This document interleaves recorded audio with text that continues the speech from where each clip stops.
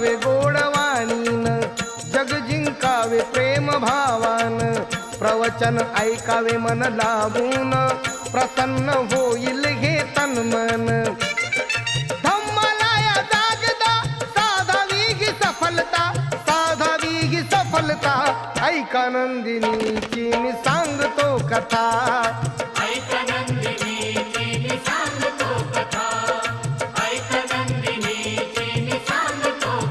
बघून सुकेशिनीचे मुंडण, तिला विचारी भंते कारण, सुकेशिनीने जे कथन केले, ऐकून भंते जी चकित झाले.